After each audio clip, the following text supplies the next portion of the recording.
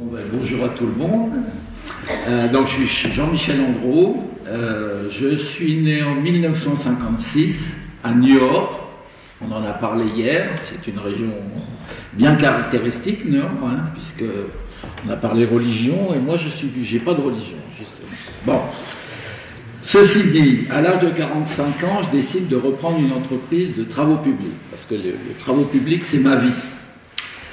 Donc je cherche un certain temps et je tombe sur un gars qui a 20 ans de plus que moi par l'intermédiaire d'une connaissance qui me met sur la voie et je reprends cette boutique.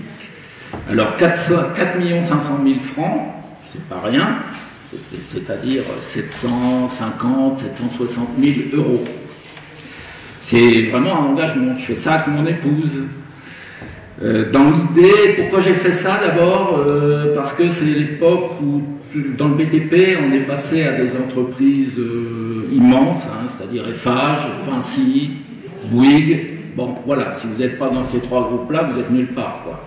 Donc moi je préférais avoir une petite boutique de 20 personnes et puis vivre d'une manière familiale. Bon, je rentre dans la boutique, très vite.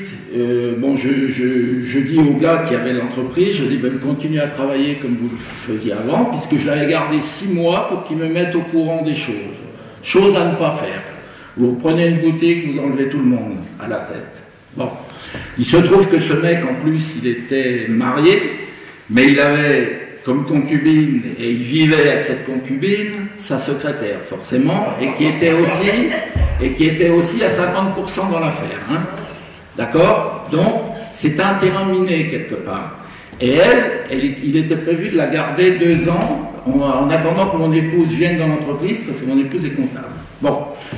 Donc, je me mets dans les comptes, et très vite, je m'aperçois au bout d'un mois, d'abord, il faut dire que j'ai repris ça le vendredi 13 avril 2001, chose à pas faire, on oublie.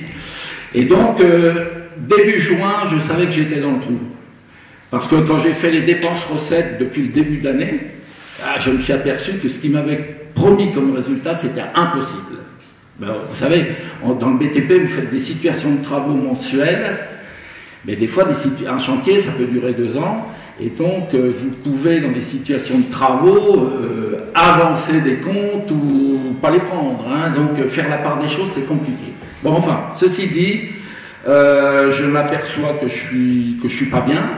Donc très vite, je saisis un avocat, et puis on en discute, et on décide de licencier les 2 personnages. Donc je l'ai licencié pour faute lourde en octobre, 15 octobre à peu près. En faisant les comptes, bien sûr, je m'aperçois de choses de pire en pire. Je vais au greffe du tribunal, je m'aperçois que ce gars-là avait une autre entreprise, dans lequel il était actionnaire à 49%,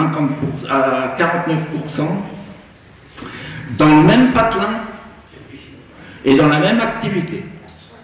Bon, et quand je rate, en découvrant ça, alors qu'il a une clause de non-concurrence dans la vente. D'accord? Alors je gratte un peu tout ça et je m'aperçois qu'il y a forcément des flux d'argent d'un côté et de l'autre. Bon. Alors, je vais résumer, je ne vais pas aller plus loin. Très vite, je m'aperçois aussi que cette entreprise, par le fait qu'il avait redémarré une autre entreprise, qu'il avait fait travailler pour son entreprise principale, c'est-à-dire celle que j'ai reprise, il avait augmenté son chiffre d'affaires et il avait dépassé les quotas pour nommer un commissaire aux comptes, puisque je parlais d'une SARL, donc qui à l'époque disons, on n'avait besoin que d'un expert comptable, mais à partir du moment où on dépasse les quotas, à savoir plus de 50 personnes, plus d'un chiffre d'affaires et plus du haut de bilan pour autant également. Tout ça, c'est bien normé. Et donc, il avait dépassé les quotas avant que j'entre dans l'entreprise. C'est-à-dire que c'était de sa responsabilité, d'accord? Bon, on met tout ça sur le tapis. Je les licencie avec perte et fracas. Ensuite, je dépose plainte au pénal, forcément, puisque c'est une escroquerie. Et donc, je vais au pénal. Bon. 14 mois après, je dois déposer le bilan, parce que le trou était énorme. Donc, je me retrouve sans rien. Et je continue mes procédures. Forcément, j'étais caution vis-à-vis des banques, Crédit Agricole, Crédit du Nord. Bon, Crédit du Nord avait été missionné quelques années avant pour vendre cette entreprise, donc il connaissait très bien la boutique, et il l'avait mis en entreprise à risque élevé 2 ans auparavant mon arrivée. Donc on est quand même dans un truc bien en place pour montrer qu'il y a quelque chose qui est préparé pour une vente frauduleuse. Bon, ben, depuis 22 ans je me bats, et on n'y arrive pas. Hein. On n'y arrive pas parce que en face de moi j'ai un monde lillois, parce que ça se passe autour de Lille, franc-maçon bien sûr, et le système bloque tout. Voilà. Alors j'ai eu bien sûr les banques contre moi, parce qu'elles se sont retournées. Alors les banques, moi je me suis aussi retourné contre mon avocat d'affaires qui m'avait fait reprendre cette boutique. En premier instant j'ai gagné, c'est-à-dire que l'avocat aurait dû payer les 4 500 000 francs. Il a fait appel avec son assurance, et là, en appel, un juge unique a décidé que pour moi c'était une perte de chance d'avoir pris cet avocat-là. D'accord? Et donc ils ont pas donné l'avocat à 47% à peu près du prix de la vente. Ce qui fait que moi je suis resté avec ma caution. D'accord? Que j'ai gagné ou perdu cette histoire-là, de toute façon j'étais plombé. Donc forcément liquidation, c'est quelque chose de terrible hein, quand vous allez au tribunal de commerce et que vous n'êtes plus rien à partir du moment où vous arrivez chez le mandataire. Quoi, hein. Vous êtes en zéro. Vous avez cramé une boutique, on ne cherche pas à savoir si c'est l'autre qui aurait dû faire l'affaire ou si c'est vous. Bon, vous avez le problème avec le personnel qu'il faut gérer. Bon, puis après, vous êtes, enfin, au bout de 14 mois, j'étais complètement foutu, quoi. J'étais abattu. J'ai retrouvé du boulot en septembre, hein, puisque j'ai déposé le bilan le 16 juin. J'ai retrouvé du boulot comme travailleur indépendant, toujours dans le BTP, sur un chantier de TGV employé par une boîte anglaise. Parce que il fallait que je disparaisse du microcosme Nord-Pas-de-Calais et surtout cour d'appel de Douai. Parce que c'est un monde de mafia. Oui, Fernand? Tu me parles de Douai. L'un des magistrats qui a touché les chèques et qui s'est fait offrir un voyage en Israël a été magistrat à la cour d'appel de Douai. Je te donnerai son nom si ça t'intéresse. Ouais, je veux bien. Alors, bon, voilà. Tous les jugements qu'elle a rendus, auxquels elle a participé à Douai, sont aujourd'hui fragilisés par l'article 17 de la loi du 432 du Code pénal. D'accord. Donc, ceci dit, je dépose le bilan, je retrouve une activité, ce qui m'a sauvé dans ces 21 dernières années, quelque part, c'est le travail. Parce que dans le monde du travail, il y a des grands chantiers que j'ai continué à faire, sur les chantiers de TGV ou autoroute.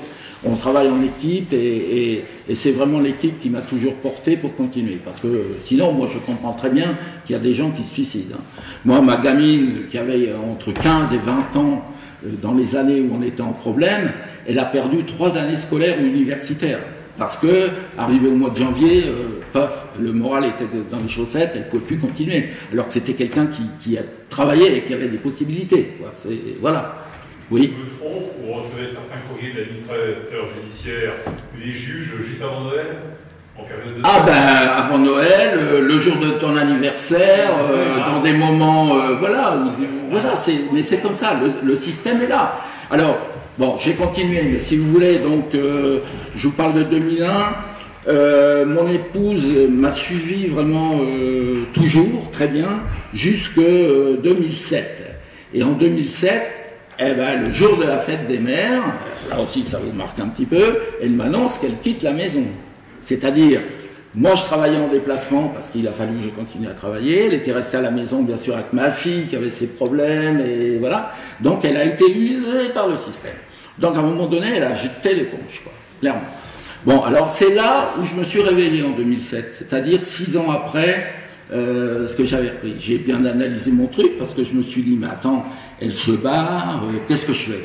J'arrête de me battre ou je comprends ce qu'elle dit et puis voilà. Bon, alors je ne pouvais pas arrêter, parce que aujourd'hui, c'est pour ça que je cherche vraiment la raison du pourquoi je continue à me battre, parce que c'est quand même, on peut se poser la question, parce qu'on s'aperçoit qu'en face de nous, on a un mur, quoi. On a un truc où vous donnez toutes les preuves. Moi, par exemple, j'ai trouvé une corruption dans une ville qui a permis de faire un faux bilan 2 ans avant que j'arrive dans l'entreprise, d'accord? C'est-à-dire qu'on a soudoyé un responsable de travaux de façon à ce que la petite entreprise exécute des travaux qui avaient été pris en affaire par la grosse entreprise. Je résume, d'accord? Ce qui avait des flux d'argent, par exemple, le faux bilan, il n'y a pas besoin d'être commissaire au compte pour le comprendre. La grosse entreprise a eu en fin novembre un ordre de service. Donc, il a commencé les travaux le 10 décembre. À Noël, tout le monde s'arrête dans le BTP, c'est comme ça. Et il a fait 3 situations de travaux qui étaient l'ensemble du montant du marché. On parle d'1 million de francs à peu près à l'époque. Hein. C'est-à-dire il a fait une situation de travaux quand il a commencé les travaux, pour 30%. Il a fait ensuite le 20 du mois de décembre, 70%, et 100% le 31 décembre.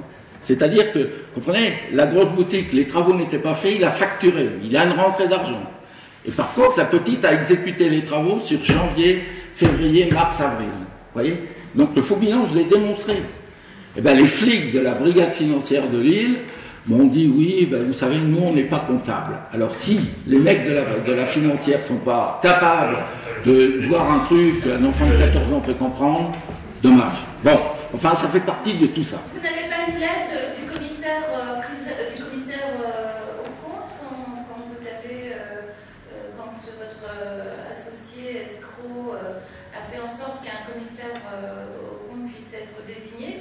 Il ne vous a pas aidé pour dénoncer? Si, il m'a aidé parce que je suis allé le voir en février, parce que, pour revenir, c'est un peu technique, mais vous allez comprendre, c'est que j'avais fait une holding pour faire une reprise de l'entreprise, d'accord?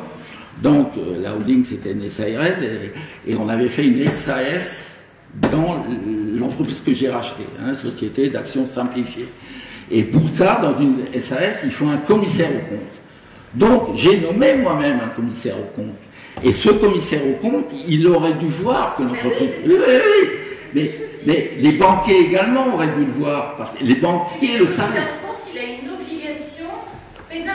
On est d'accord. Alors, je suis allé le voir en février, donc c'est-à-dire presque 1 an après avoir repris mon entreprise, en disant, mais attendez, il me semble, parce que j'ai mis des guillemets, je savais où j'en étais, il me semble que l'entreprise aurait dû avoir un commissaire au compte. Alors il m'a dit, ah ben oui, effectivement, avec les chiffres que vous me donnez, oui. Et il dit, ben moi je suis obligé de le dénoncer au tribunal. Donc ce commissaire l'a fait. Mais lui il était déjà dans l'erreur, parce que moi je ne pouvais pas faire mon changement de SARL en SAS, je ne pouvais pas la faire, puisque légalement l'entreprise n'est pas conforme. Vous comprenez? Mais voilà, donc on est tous restés dans le flou, oui. Jean-Michel, dans ce que tu m'as expliqué, concernant les 3 ordres de situation, je suis persuadé que si tu demandes le relevé bancaire, ils ont fait une loi d'AI pour se faire avancer l'intégralité des fonds. Oui, c'est possible. Parce que, à partir du moment où tu fais des situations et que tu as un encours, oui, il l'a fait. Tu peux te faire avancer l'intégralité par la loi d'AI. Donc, comme si tu avais fini les travaux, et c'est ce qui a dû se passer. Mais oui, mais ça, là, quelque part, on parle de trésorerie, mais moi, je parle de pièces comptables et de détermination pour le bilan, quoi. Hein. Michel, à partir du moment où tu veux démontrer le faux bilan, si l'entreprise s'est fait payer les chantiers qui ne sont pas faits, voilà le résultat. C'est là où tu démontres totalement l'escroquerie. Oui, mais là, les chantiers sont, les situations de travaux sont passées, alors que les travaux ne sont pas faits. C'est-à-dire que la mairie, quelque part, est responsable aussi, quelque part. Hein. Bon, mais là-dedans, tout le monde est responsable. Il faut savoir que le maire de l'époque est un gars qui, si mes souvenirs sont bons, s'appelle Wolf. Il était inspecteur des finances à Paris, d'accord? Il logeait à Bercy, d'accord? Vous comprenez? Alors, comme moi, quand j'ai découvert le côté corruption dans l'affaire... Jean-Michel, rassure-moi, c'est quand même pas Wolf, l'adjoint au maire de Chamalières? Non, non. Il était comptable des établissements réels, non? Non, non, pas du tout. Non. Wolf, il était maire de Mont-Saint-Barreuil. Mont-Saint-Barreuil, c'est une ville assez riche, au nord de l'île, et ce gars, donc, il était maire. Alors, quand moi, j'ai commencé à battre l'histoire de la corruption avec du mec qui était impliqué, du code du marché public qui n'était pas respecté, etc., j'ai eu rendez-vous avec ce Wolf. Je suis allé le voir à Bercy, dans ses appartements de fonction, un samedi matin. Alors, je peux vous dire, quand j'ai pas fait le numéro du code qu'il m'avait donné, j'avais prévenu des gens en disant, je suis à tel endroit, à tel moment. Parce que là, on est chez les bandits. Hein, on est à Bercy, on est chez les bandits, ok? Donc, j'ai été chez lui pendant 2 heures à peu près. Hein, et alors, j'ai tout expliqué. L'histoire des marchés publics, l'histoire des situations en avance, l'histoire des prix, parce que vous savez, en travaux publics, ce qui s'est longtemps fait, c'est qu'on n'a plus le droit maintenant, enfin je mets entre guillemets, parce que maintenant, comme il reste des gros groupes, ils s'arrangent autrement. Mais avant, quand vous vouliez avoir une affaire dans les mairies, eh ben, il suffisait de trouver 3-4 copains d'entreprise, et puis vous montiez une grille de prix. Vous voyez?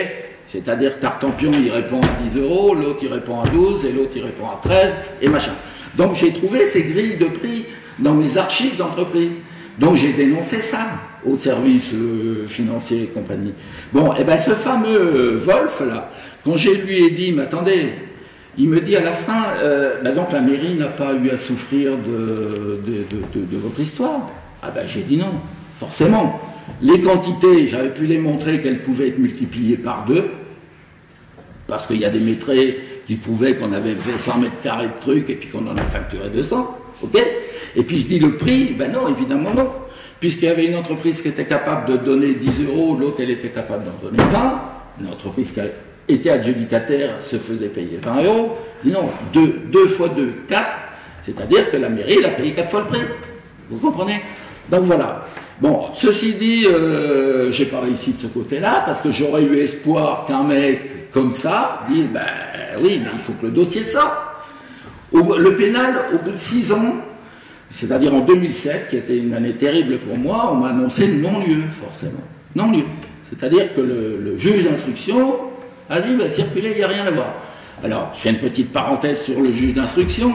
J'ai eu un premier juge d'instruction qui au bout de 3 mois m'a dit, Monsieur Andrew, j'ai compris votre histoire, je vais faire une commission rogatoire, on va interroger un tel, et puis on va boucler l'affaire. Ok, très bien. Sauf qu'en même temps, mon mandataire judiciaire, qui n'est autre que Monsieur Bernard Swann, qui est dans tous les bouquins de droit, d'accord, cité dans tous les bouquins de droit. Le père ou le fils? Le père. Tout le monde le connaît. Seulement lui, il était impliqué dans une affaire d'immobilier à Lille, où forcément dans les histoires de je te passe l'immeuble machin que j'ai repris dans telle affaire, il était pris dans ce jeu-là. Et il avait 74 ans à l'époque, il a été interdit d'exercer par mon premier juge d'instruction, d'accord? Pendant ce temps, il ne s'est pas occupé de mon affaire, le juge d'instruction, il n'a pas eu le temps, il a dû s'occuper de Swann, d'accord? Donc, au bout de 2 ans, ce juge-là, on l'a envoyé à Béthune, à 40 km, hein, c'est-à-dire chez moi où j'habitais, et puis on m'a nommé une nouvelle juge qui forcément a dû reprendre tout le dossier. Donc, vous voyez, c'est comme ça qu'on gagne du temps en justice. Hein. Et elle a été très vicieuse, quelque part. Je vous raconte une anecdote. Je sors un peu du truc, mais c'est quand même pour montrer tout ce qui se passe. La première fois, je suis allé avec mon avocat. Bon, ça s'est passé normalement. Mais la dernière fois que je suis allé, l'avocat, par hasard, il est décédé, ce monsieur. Donc, on peut en parler tranquille. Il m'a dit, je serai en retard. Bon. Alors, la juge vient me voir, elle me dit, est-ce que ça vous dérange si on commence? Non, c'est interdit, ça. Eh mais attends, mais voilà. Mais elle me le demande. Ben, je dis, moi, oui. Moi, bonasse. Je dis oui. D'accord? Donc, je rentre dans son cabinet et elle commence à me dire, moi, vous voyez, j'irai pas vers l'escroquerie. Mais l'avocat n'est pas là pour qu'il puisse répondre. Vous comprenez? Et voilà. Bon, alors, l'avocat arrive, on discute, blablabla. Il était pressé parce qu'il avait une audience derrière. Donc, il a quitté à nouveau la séance. Mais vous vous rendez compte, hein? Et donc là, à ce moment-là, elle arrive à me faire arracher, enfin arracher même pas, mais moi naturellement, mais après on parlera d'autres choses, mais naturellement je lui dis, bah vous savez madame le juge, je savais bien que reprendre une entreprise de travaux publics de 20 personnes en 2001, c'est pas une sinécure. Parce que, bon, je sais ce que c'est que le travail. Tous les matins, il faut mettre en route des chantiers, tous les matins, il te manque un mec, tous les matins, tu as un camion en panne, tous les matins, tu as un autre truc, quoi. Mais moi, je le sors naturellement. 3 ans après, lorsque j'ai remis en cause le fait qu'on m'avait mis en non-lieu, je suis allé 5 fois en chambre d'instruction avec des éléments nouveaux, à Douai. Hein. Eh bien, ils m'ont ressorti la parole que je viens de vous dire. Vous voyez, c'est-à-dire que c'est... Voilà. Bon, enfin, ça, c'était voilà, c'était un peu la parenthèse. Alors, pour vous dire autre chose, sur l'escroquerie, comment je me suis fait escroquer et par mon vendeur, mais aussi par tout ce système judiciaire. C'est une question d'éducation. Moi, mes parents, ils m'ont éduqué, normal, bien, je pense que j'ai appris ce que je devais apprendre. À l'école, j'ai eu le bonheur d'aller dans une école primaire avec un couple d'enseignants, de la maternelle au CM2, on avait l'un et l'autre, et qui nous ont appris les valeurs. Ok. Ensuite, j'ai fait mon service militaire comme aspirant, j'ai été à Couët-Quidan 4 mois, suivre une instruction qui est claire, qui est nette, qui est sans bavure, d'accord. Ensuite, j'ai fait mon service au 8e régiment d'infanterie à Noyon, où j'ai eu des gens à commander, à diriger, ça s'est franchement bien passé. Bon, ensuite, dans ma vie, toute ma vie, pendant 35 ans, j'ai fait de la réserve. J'ai fini, j'ai même été longtemps en gendarmerie. Donc moi, les valeurs de notre pays, pour moi, elles étaient claires. Tout a été démonté à l'instant où j'ai connu la justice. Voilà, la justice fout tout par terre aujourd'hui. Moi, je suis clair dans ce que je dis. Alors, quoi vous dire? Moi, j'ai écrit mon bouquin. Il s'appelle Le sabre et le bâton. Le sabre, bien sûr, la valeur de l'officier, l'honneur d'officier, c'est quelque chose de très fort. Et le bâton, c'est mon bâton de pèlerin depuis 21 ans. Parce que faut se battre. Et je continue à me battre. Bon, et là-dedans, j'ai raconté mon histoire, toute l'histoire. Bon, voilà. Et puis, en 2011, je me suis dit, attends, gendarme de réserve, je suis lieutenant-colonel, je me dis, pourquoi le citoyen doit faire un tel parcours? Pourquoi s'engager quand on voit des gens qui se font trouer la peau au Mali, en Afghanistan, etc., pour le pays? Et c'est quelque chose d'assez fort, quoi. Hein. Et je me dis, moi, j'arrête. Je vais rendre mon pactage, et pour ça, je prends un âne, je m'achète un âne que j'ai acheté à Grenoble, ici, parce qu'à l'époque, je travaillais dans la Drôme, et puis je vais rendre mon pactage à Paris, donc je pars à pied de Béthune, direction Paris, d'accord? Et je vais rendre à Sarkozy mon pactage. Et j'écris à tout le monde, hein, gendarmerie, hein, je leur fais savoir que je fais ça. Bon.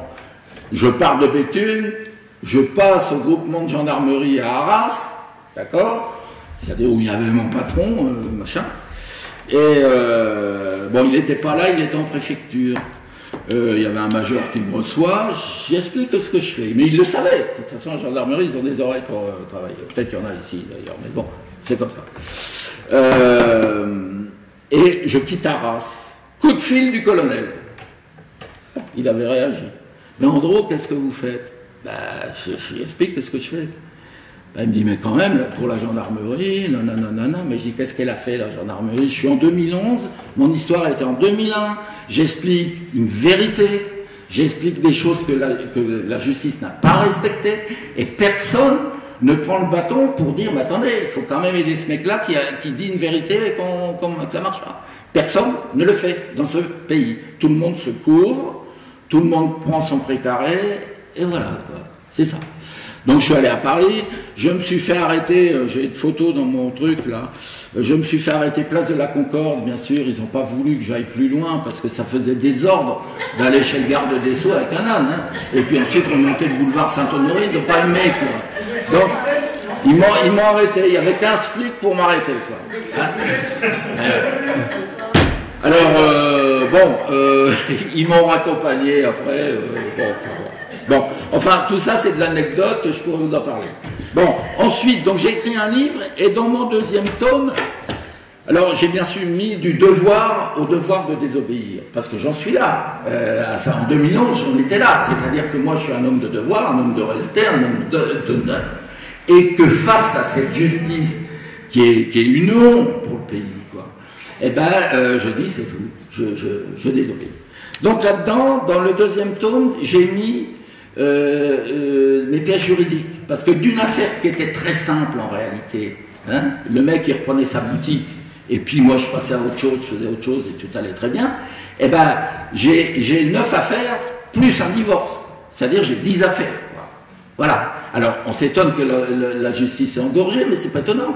Si on multiplie toutes les affaires par 10, c'est sûr qu'ils peuvent passer. Hein, et qu'on va en appel, et qu'il faut aller en cassation, etc. Et dans ce bouquin, j'ai mis aussi toutes les belles étoiles qu'il y a dans tous les triangles en étoiles qu'il y a dans les pièces juridiques. Dans chacune des pièces juridiques, j'ai des étoiles. Voilà. Et comment on peut accepter ça? Et celle-là, c'est la plus belle, parce que en réalité, j'ai quand même réussi à embarquer mes 2 mandataires, c'est-à-dire celui de l'entreprise et celui de la holding, pour combattre le fait qu'il n'y avait pas de commissaire aux comptes. Et je suis allé jusqu'en cassation, mais en cassation formidable. C'est là où j'ai 3 étoiles, où on te dit que c'est fini pour toi, quoi. Alors tu as 3 étoiles à ta pointe en l'air, voilà, c'est fini pour toi, on n'a rien à dire. Ils disent, là, je sais plus, il faut que je lise mes lunettes pour voir comment c'est dit. Ah là là, celui-là c'était requête à fin de constatation de la péremption d'instance. Point. Voilà. Si vous l'avez compris, c'est bon, mais ça veut dire, barre-toi, puis alors, c'est malveillant, quelque part, puisque on te met les étoiles, c'est-à-dire qu'on dit, va te faire foutre, quoi. Va te faire foutre, nous on est francs-maçons, on domine la situation. Voilà, bon, moi je vous le donne comme je le pense, hein. Voilà ce que j'avais à dire, je pense que c'est bon. Si vous avez une question, je suis prêt à vous répondre. Alors t'as vendu ton paquet chez Sarko, quand même. Non, mais Sarko, à l'époque, il était parti chez l'autre, là, qui l'a fait tuer après. Kadhafi, voilà. Il était chez Kadhafi, d'accord? Bon. Merci Jean-Michel. Alors, je voudrais simplement... je voudrais dire autre chose. Oui, avant que je lui redonne le micro, je voulais simplement que vous pensiez à une chose. Toutes les étoiles ne sont pas mauvaises. Certaines étoiles, dans certaines juridictions, dans certains jugements, oui, mais les étoiles dans le ciel n'ont rien à voir. D'accord? Non, moi, je vais dire maintenant, parler de ce que j'ai fait en parallèle, parce que, bon, bien sûr, c'est un gros massacre au niveau familial, c'est une catastrophe. Divorce, avec tout ce qui se passe derrière, la complexité vis-à-vis des enfants, etc. Ma gamine, 3 années de vie d'adolescent massacrée, parce qu'elle était malheureuse de voir les problèmes qu'il y avait à la maison. Bon. Mais, à côté de ça, bon, j'ai rencontré des gens comme Christophe, comme Michel, comme Fernand, comme Claire, où on a fait des avancées ensemble, quoi. Avec Michel, par exemple, on a été en Belgique avec ce fameux âne, et lui avec son fameux corbillard. Bon, voilà, on a fait des choses. Et au niveau associatif, donc j'ai été au départ de la création de l'association Au nom du peuple. Alors là, j'ai raconté une histoire justice aussi, si je peux me permettre, parce que ça fait partie du truc. Donc on crée une association en 2013, fin 2013, et on l'appelle Au nom du peuple, puisque tous les jugements sont rendus au nom du peuple français, d'accord? Et vous vous souvenez qu'en 2017, Marine Le Pen a pris comme slogan de campagne « Au nom du peuple », par hasard. Par hasard. Par hasard. Bon, nous, ça ne nous plaît pas bien, puisqu'on est apolitique. On n'est pas là pour discuter de ça. On parle de citoyens, on parle de la défense du citoyen vis-à-vis des dysfonctionnements, etc. Et donc, on demande à Marine Le Pen de retirer son slogan. Elle ne l'a pas fait parce que forcément, elle avait tout lancé. Donc, on va en justice. Eh bien, en justice, on a été jusqu'en appel, on a perdu, on a été condamné à 1 500 € d'article 700, qu'on ne nous a pas demandé, mais enfin, quand même. Et on a dû changer de nom. On s'appelle maintenant Enquête de justice. Et dans le jugement, il était dit qu'on ne voyait pas très bien qu'une petite association, à l'époque on était 80 personnes, pouvait être gênée par un groupe qui voulait porter ce nom-là. Voilà, c'est complètement aberrant. Mais c'est encore un exemple de ce qu'est la justice. Voilà. Alors tout ça pour dire aussi que moi j'arrête pas. J'arrêterai pas, je crois. Donc voilà. Et j'embarque à chaque fois avec moi des dossiers.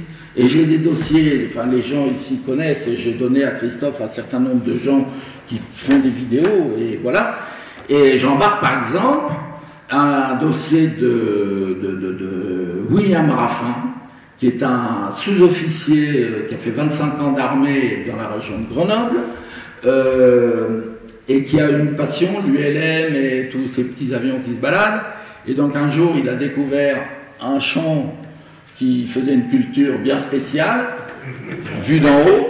Donc comme il n'est pas fainéant et qu'il sait marcher, il a été voir ce qui se passait. Bon, il se trouve que c'était un champ de cannabis, voilà, c'est ça. Rassure-moi, Jean-Michel, c'était pas les gendarmes. Et quand justement, quand il a gratté un peu, il s'est aperçu que c'était des gendarmes de la brigade dans laquelle il habite qui s'occupaient du bazar. Quoi. Oui, parce que chez moi, c'est voilà. Alors, mais qu'est-ce qui s'est passé derrière ça?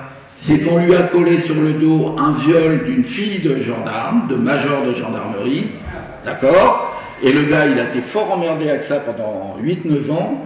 Aujourd'hui, il est en prison. Et l'enquête a été réalisée par des gendarmes subalternes du major, d'accord? Donc ça, il n'y a pas besoin d'être grand juriste pour dire que c'est pas possible. Donc moi, aujourd'hui, connaissant le système, j'ai écrit à la direction de la gendarmerie en leur disant, moi, pauvre petit réserviste de la gendarmerie, je comprends pas bien que des journaux puissent écrire des choses pareilles. Je fais le compte encore le temps que j'y suis. Hein. Et donc, j'ai eu une réponse d'un général de la gendarmerie qui m'a dit, ben nous on n'y peut rien, il y a la justice. Ok? Alors j'ai écrit à Belloubet. Et Belloubet, j'ai écrit 2 fois à Belloubet, il ne m'a jamais répondu. Et je suis à mon 3e écrit à Moretti qui ne m'a jamais répondu non plus. Parce que seul le ministre peut saisir l'inspection générale de la justice, d'accord? Donc c'est son boulot, Moretti. À partir du moment où je lui dis, mais monsieur, c'est quand même, et j'ai la preuve de la lettre de la gendarmerie qui ont répondu, donc ce que je dis, c'est pas des conneries, et le journal l'a dit également, et ben voilà où on en est. Donc tout est mafia, tout est... Jean-Michel, il connaît bien les réseaux de SNUP, pour Moretti, hein, voilà, j'ai fini ce coup-là. Alors, Jean-Michel, vous avez vu ce qu'il a dit, qui va être diffusé en vidéo, il sera attaqué pour diffamation. Ça paraît évident, non? T'as pas peur, Michel? Non, aucune. Bon, alors ce genre de contenu qui va circuler, bien entendu, ça ne va pas aider certaines personnes, il y en a qui vont faire la gueule. Mais on est là pour qu'ils fassent la gueule.